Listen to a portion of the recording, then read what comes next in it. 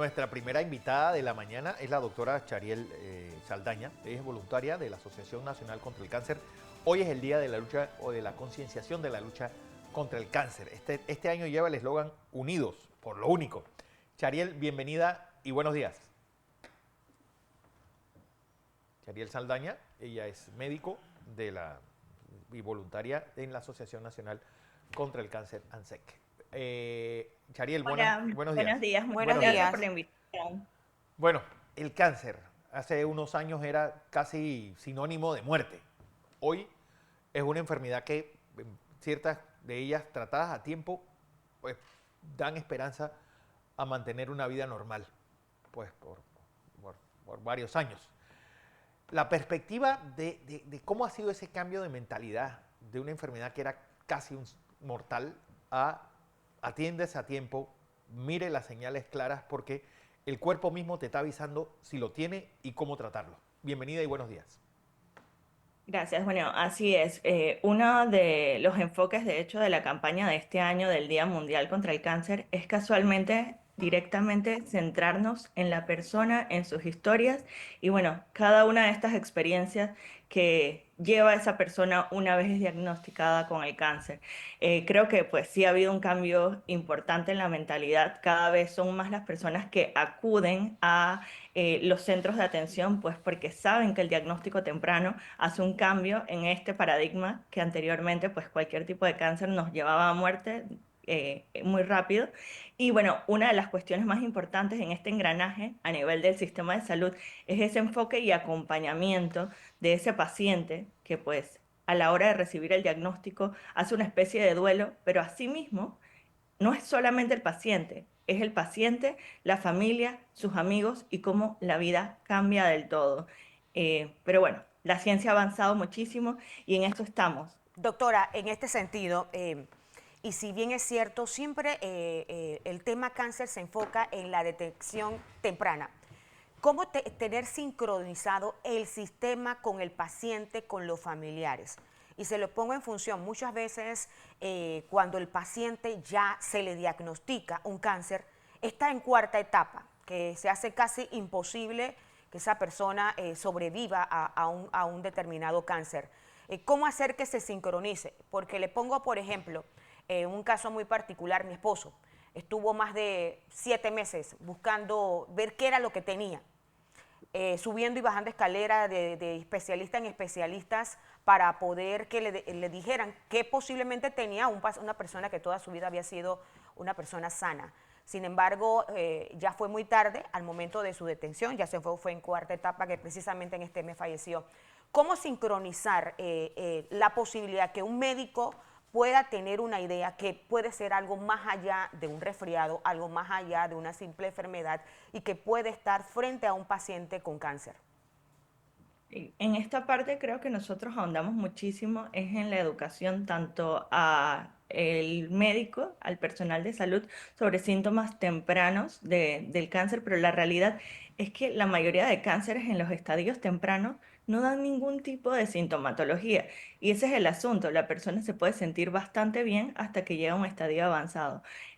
Realmente es bastante complicado la navegación a través de ese sistema de salud. Y aquí les introduzco la palabra importante, navegación, que es un sistema en donde podemos acortar esos tiempos entre que el paciente se presenta por primera vez con cualquier síntoma a un centro de atención y que ese paciente reciba pues el diagnóstico de cáncer y el tratamiento adecuado de acuerdo al estadio.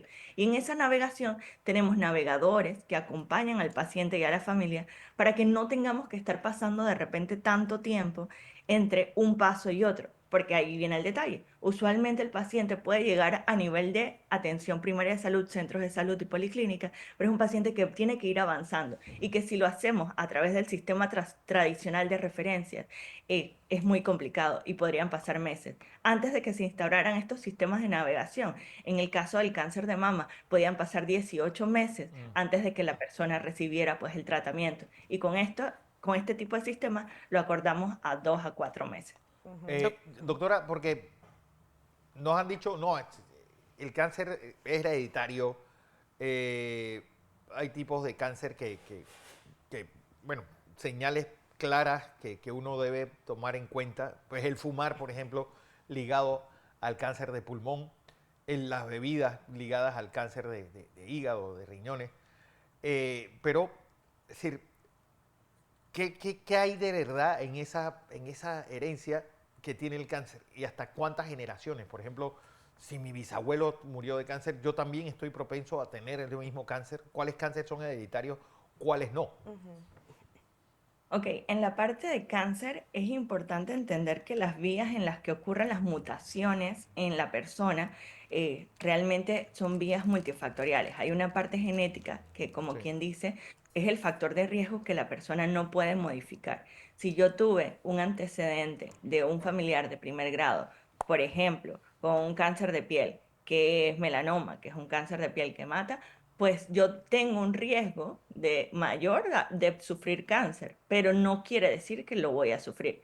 No es el mismo caso cuando tengo, por ejemplo, cáncer de mama y tengo a una tía, a una mamá, a mi abuela que sufrieron de cáncer de mama. Esos probablemente son cánceres que sí tienen mayor predisposición a la parte familiar, porque hay genes específicos heredados que Ujú. confieren un mayor riesgo a tanto cáncer de mama como cáncer de ovario. Ese es el caso famoso de Angelina Jolie, que ella se sometió a una prueba Ujú. genética y al enterarse que tenía un riesgo importante tanto de ovario como de cáncer de mama, decidió hacerse una eh, mastectomía, o Mastectomía. sea, Ujú. retirarse todo el tejido de mama para disminuir ese riesgo tan grande que tenía.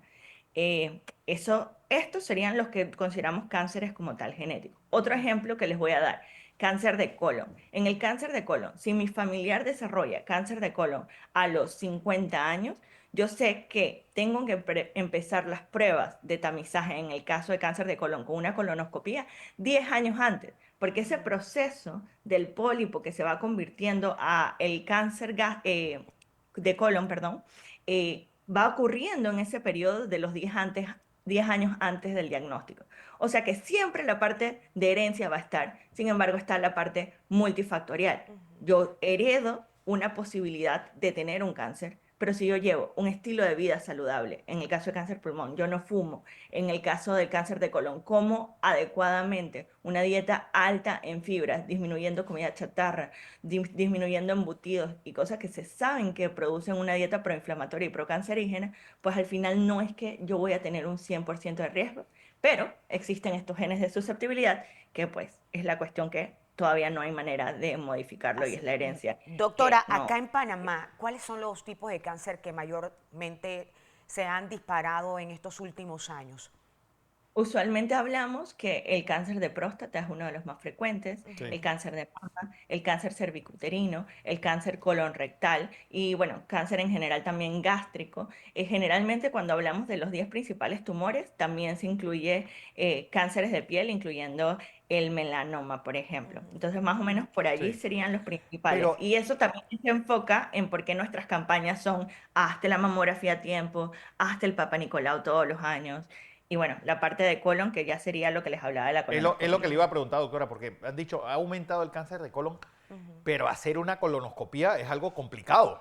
Es decir, no es tan Sí, fácil como pero Y probablemente costoso, esa es una y de las costoso. cuestiones que nosotros fallamos en el sistema de salud, que es que toda persona se tiene que hacer una colonoscopia a partir de los 50 años, y a lo mejor la mayoría de las personas no lo saben. Enfocamos mucho en mamografías, enfocamos mucho en Papá Nicolau, y bueno, sí, porque son pruebas más sencillas, pero hacerte una colonoscopia cada 10 años a partir de los 50 años es parte del tamizaje y detección del cáncer de colon.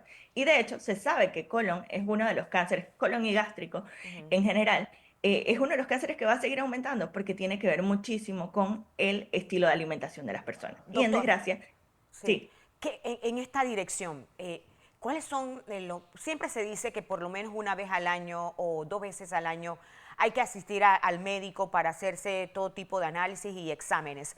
¿Cuáles son las pruebas básicas que usted recomienda en ese proceso de detención temprana, en ese proceso de estar pendiente, estar anuente a cualquier señal de nuestro cuerpo que debería realizarse todo panameño, toda persona para evitar que posteriormente tener algún tipo de cáncer? ¿Cuáles serían las pruebas que cuando el médico las vea diga, aquí algo está pasando"? Ok, lo que pasa es que para el cáncer Todo depende de la edad del paciente. Entonces, eso es un concepto que tenemos que entender. Las pruebas de tamizaje están diseñadas porque yo sé que en una población determinada yo tengo un riesgo importante que desarrollen algún tipo de cáncer y yo voy a pesquisar adecuadamente a ese paciente sin someterlo a riesgos adversos por algún tipo de prueba. Entonces, el ejemplo es la mamografía. La mamografía no está indicada para mujeres menores de 40 años porque antes de los 40 años es muy bajo el riesgo de cáncer de mama. Y allí en ese caso lo que tiene que hacer la mujer es el autoexamen de mama a Sí. partir de los 18 años y de forma mensual. Entonces, en general, ¿qué es la recomendación que nosotros damos a todos los panameños? Una vez al año, por lo menos, asistan a un chequeo de rutina que sería con el médico general. En el caso de las mujeres, pues el primer tamizaje que empieza para cáncer es el de cervicouterino. Y esto se hace desde 2 años después de inicio de vida sexual, directamente hacerse la prueba de Papa Nicolau, una prueba sencilla que salva vidas y que detecta lesiones precancerígenas como es la infección de virus de papiloma humano, que tratado adecuadamente evita un cáncer cervicouterino agresivo y la muerte. En el caso de los hombres, la edad realmente para próstata aumenta muchísimo Sí. y la recomendación sería a partir de los 40 años vayan con el urólogo para saber desde cuándo iniciar las pruebas de tacto rectal y pruebas de PSA. Es lo que le iba a preguntar, doctora. ¿La prueba de PSA reemplaza al tacto rectal? No lo reemplaza, tiene que haber una correlación directamente, porque un PSA aumentado realmente no es una prueba que nada más habla de próstata, o sea, el PSA se puede aumentar por otras causas. E incluso si la persona se realiza esa prueba luego de haber tenido relaciones sexuales o luego de, por ejemplo, un acto de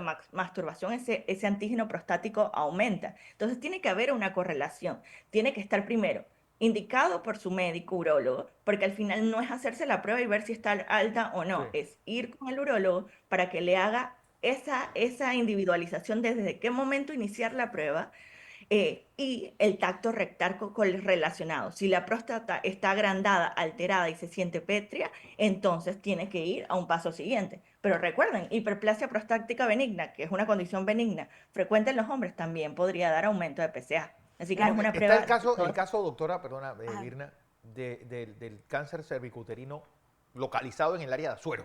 Ujú. Sí, que tiene una gran incidencia. Y yo vengo oyendo esto desde hace por lo menos 40 años. ¿Se tiene por qué está ocurriendo esta incidencia? Realmente todavía, o sea, se han tratado de hacer estudios y todo, pero como que la evidencia es bastante limitada. Eh, Ahí no es, en Azuero la realidad es que no es nada más cáncer cervicuterino, es un aumento de casos de cáncer en general y hay muchas hipótesis, pero no se sabe. Allí sí la recomendación cervicuterino es un cáncer que tiene que ver con infección de virus de papiloma humano. Humano, Entonces, claro. si existen personas infectadas con virus de papiloma humano, tanto hombre como mujer, eso se va a seguir transmitiendo. Y el detalle es que hoy en día tenemos estrategias de prevención incluso para evitar la infección que lleva a desencadenar esos cánceres agresivos, como es la vacunación contra el virus de papiloma humano. Y bueno, el Papa Nicolau, yo puedo detectar lesiones desde muy chiquititas que en 2 años o más se podrían convertir en cáncer y al tratarlo yo estoy evitando una muerte o un cáncer agresivo que pues tendría que pasar por todo este proceso de oncológicos, cirugías y demás. Sí, Bueno, doctora, usted mencionaba y Fernando le señalaba el tema del sector. ¿Qué sectores es donde ustedes han visto notablemente un aumento de cáncer? Porque cuando se visita el oncológico ya no da más la cantidad de personas que están ahora mismo recibiendo tratamiento, pero sí he notado que muchísimas personas son del interior del país, allá quizás por no tener la atención, pero ¿hacia qué sectores en estos momentos ustedes están enfocándose de una detección de mayor cantidad de casos de cáncer? Bueno, la realidad es que más que enfocarnos en qué sectores se diagnostican más, nosotros como organización y como ANSEC estamos ahorita tratando de enfocar nuestros esfuerzos en la detección temprana en aquellas áreas en donde no se cuenta con un especialista o no se cuenta con esa como cultura de que voy a acudir al centro de manera preventiva. Y por dar un ejemplo, es que este mes casualmente, el 19 y 20 de febrero, nosotros vamos a estar haciendo una gira multidisciplinaria a el área de San Félix, casualmente para atender las áreas comarcales, porque al final estas son áreas en que sabemos que usualmente cuando se diagnostica el cáncer, son cánceres como decías bien, en etapas muy avanzadas y que complica pues el pronóstico de esos pacientes. Pero al final nosotros creemos y confiamos que a través de la combinación de todas las medidas preventivas que incluyen estilo de vida saludable, incluyen pues disminuir consumo de alcohol, que eso no lo habíamos mencionado, no Claro. fumar, toda la parte de vacunación de virus de papiloma humano, tratar una infección que es, por ejemplo, el Helicobacter pylori, que nos confiere riesgo de cáncer de estómago, y realizarnos las pruebas de tamizaje en esa población que sabemos que vamos a detectar algún caso, pues son estrategias que salvan vidas. ¿Qué hay de cierto los mitos sobre el tema de la alimentación? Muchas veces nos enfocamos hacia la moda en el momento de no comer ciertos productos, comer ciertos productos. Yo recuerdo hace mucho tiempo decían que si se comía carne, que si se comía cerdo, carne de cerdo, le iba a dar de alguna forma cáncer a la persona. La alimentación, el papel fundamental de la alimentación y los mitos que hay precisamente de algunos productos que puedan causar cáncer.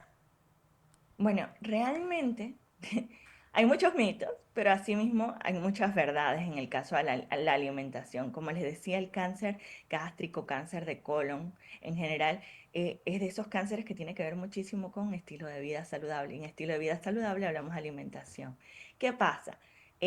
La dieta del panameño en desgracia, y hay que decirlo, el desayuno que nosotros consideramos típico es un desayuno no balanceado, en donde tenemos pues carbohidratos fritos que se convierten en derivados que al final son proinflamatorios y procancerígenos. Ojo, esto no quiere decir que no podemos comer nada, pero el detalle es que comer mal todo el tiempo sí me está aumentando el riesgo de diferentes tipos de enfermedades. Y aquí no solamente cáncer, estamos hablando. Ya sabemos que la mayoría de las personas panameñas están en un grado de obesidad por un estudio reciente. Eso también es un factor procancerígeno.